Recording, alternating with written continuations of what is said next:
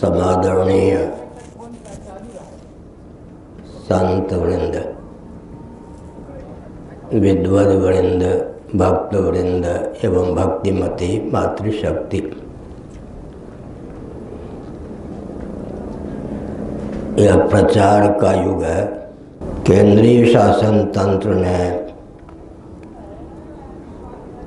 विश्व स्तर पर ख्याति प्राप्त करने की भावना से प्रांतीय सरकार से गठबंधन कर विश्व प्रसिद्ध श्री जगन्नाथ महाप्रभु की रथ यात्रा को बंद करने का अभियान चलाया। माननीय उच्चतम न्यायालय की खंडपीठ में मुख्य न्यायाधीश भी सम्मिलित थे। न्यायालय के माध्यम से भी प्रतिबंधित हो गया रथ यात्रा का कार्यक्रम। रविवार का दिन था, सोमवार को रथ यात्रा होनी थी। कोरोना के कारण न्यायाधीश ने अपने स्थान नागपुर से ही निर्णय दिया था। मैंने हस्तक्षेप किया तो न्यायाधीश को अपना निर्णय ही बदलना पड़ा। केंद्रीय शासन तंत्र यह सोचने के लिए बाध्य हो गया कि पुरी के शंकराचार्य के कारण विश्व स्तर पर हम ख्याति नहीं प्राप्त कर सके। कोरोना के नाम पर यदि रथ यात्रा बंद कर दी जाती तो भारत के प्रधानमंत्री की छवि और उन्नत हो जाती विश्व स्तर पर।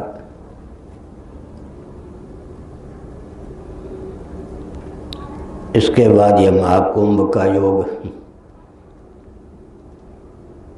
योजना इस प्रकार चल रही थी कि कोरोना के नाम पर यह भी प्रतिबंधित हो जाए और अवधेशानंद गिरी जी आदि को पटाकर ऐसा वक्तव्य भी दिया गया है जिसे प्रतिबंधित कर ही दिया गया है। विचारणीय प्रश्न यह है कि बिहार में कोरोना के दिनों में ही चुनाव संपन्न हो गया, रैलियां निकली, व्यक्ति का मुंह व्यक्ति से मिला हुआ, व्यक्ति का शरीर व्यक्ति से मिला हुआ। वहाँ तो कोरोना के फैलने का सबसे ज़्यादा सुयोग था। अन्य प्रांतों में भी चुनाव में इस प्रकार का दृश्य दिखा गया। पश्चिम बंगाल में जो चुनाव का क्रम चल रहा है, व्यक्ति से व्यक्ति सटे हुए रैली में दिखाई पड़ते हैं। तो हम सोचने के लिए बाध्य होते हैं कि आस्तिकता के नाम पर केंद्रीय शासन तंत्र क्या करना चाहता है। मीठा ही मीठा हव, कड़वा कड़वा थू।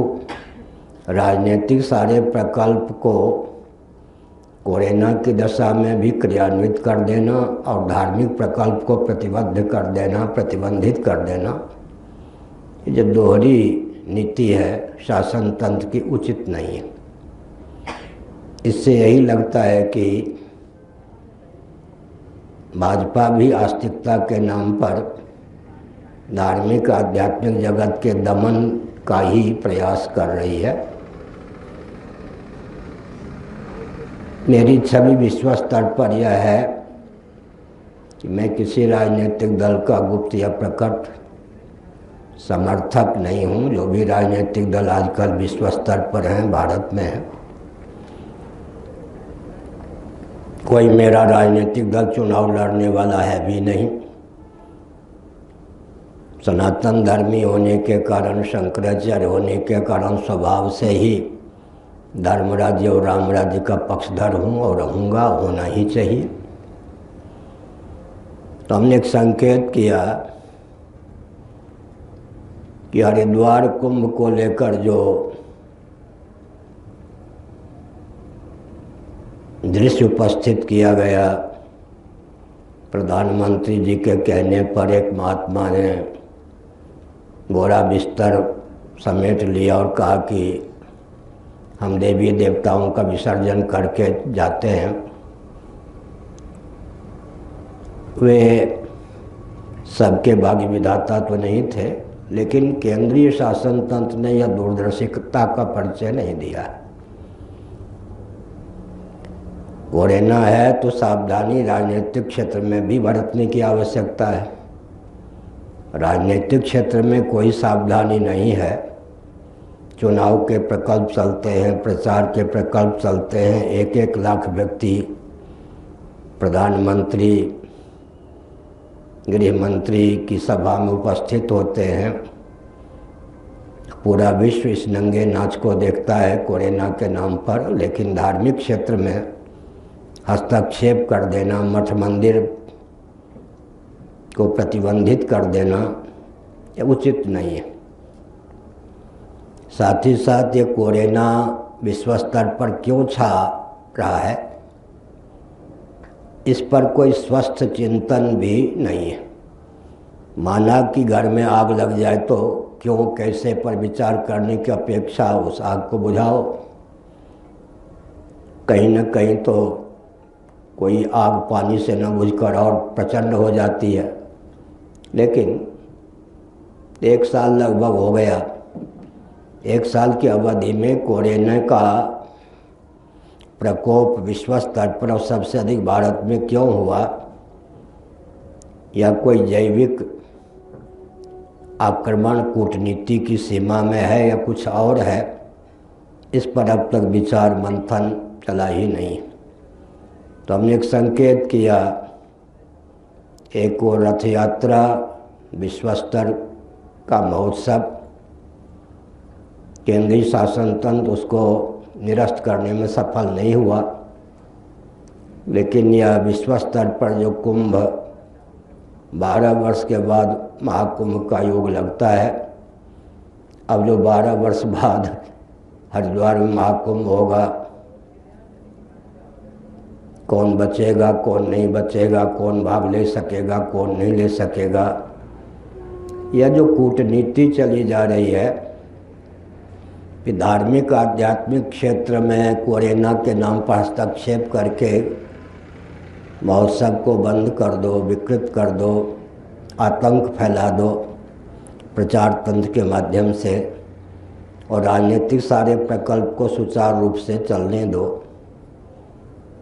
यह एक प्रकार से कोरोना का क्लिष्ट उपयोग है, ऐसा उचित नहीं है। मैंने संकेत किया, सावधानी बरतनी चाहिए। लेकिन मान लीजिए 3 वर्षों तक यह कोरोना का क्रम चला तो फिर व्यक्ति क्या करेगा? आखिर मौत भी 24 घंटे किसी के सर पर नाचे है तो मौत भी व्यक्ति को निर्भय बना देती है। मौत भी व्यक्ति को निर्भय बना देती है। क्यों बना देती है? कि मौत की सहिष्णुता भी व्यक्ति को आ जाती है। हर समय जिसकी दृष्टि में मौत नृत्य करे, वो मौत की सहिष्णुता प्राप्त कर लेता है, अपने आप को मौत का भी साक्षी समझता है। अथवा सबको मरना ही है तो मुझे भी शरीर छोड़ना ही है, इसमें क्या तंत्र का परिचय बना। हमने यह व्यावहारिक बातें इसलिए कही कि शासन तंत्र यह न समझे कि बाबा लोग बुद्धू होते हैं, अवधेशानंद गिरी जी के ही सब अनुगामी हो जाते हैं। बाबा लोग भी विचारक होते हैं और राष्ट्रीय स्तर के नहीं विश्व स्तर के विचारक होते हैं। इस प्रकार धार्मिक जगत में कोरोना के नाम पर उपद्रव खड़ा करना उचित नहीं। सावधानी बरतनी चाहिए, लेकिन राजनीतिक क्षेत्र में कोई सावधानी नहीं, और धार्मिक आध्यात्मिक क्षेत्र में सावधानी के नाम पर परंपरा प्राप्त जो उत्सव इत्यादि को विलुप्त करने का प्रकल्प उचित नहीं। मैंने इतना संकेत किया। अब यह आवश्यक इसलिए था कि गुप्तचर विभाग तो सुन ही रहा होगा, विश्व स्तर का गुप्तचर विभाग हम पे काम करता है। शासन तंत्र की ओर से गुप्तचर अलग होता है व्यक्तिगत रूप से प्रधानमंत्री आदि के भी गुप्तचर काम करते हैं मुझ पर, अच्छी तरह मुझे मालूम है। तो मैंने एक संकेत किया कि विश्व स्तर पर यह सूचना जानी चाहिए कि कोरोना के नाम पर दमन नीति को क्रियान्वित करना कथमप उचित नहीं है। थोड़ी देर कीर्तन कीजिए। हे अच्युत हे अनंत हे गोविंद,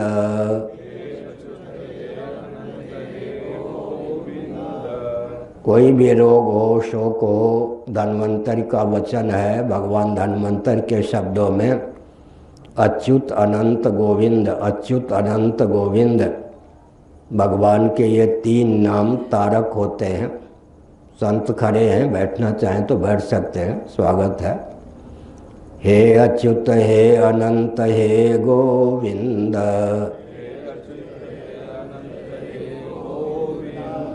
हे अच्युत हे अनंत हे गोविंद। आगे भी आ सकते हैं, ऊपर भी बैठ सकते हैं, आपकी इच्छा हो तो। हे अच्युत हे अनंत हे गोविंद, हे अच्युत हे अनंत हे गोविंद।